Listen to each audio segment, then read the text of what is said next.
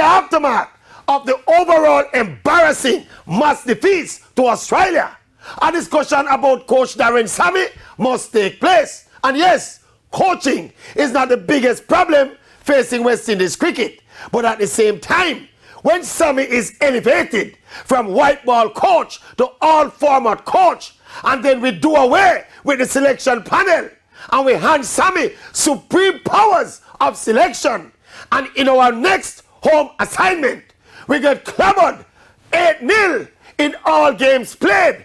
We got bowled out for 27, our lowest test total ever.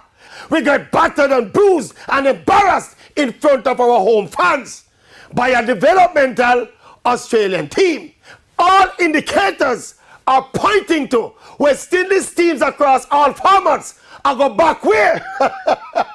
Then it is obvious that in terms of Sammy and his all-format appointment and his sweeping selection powers, something all right?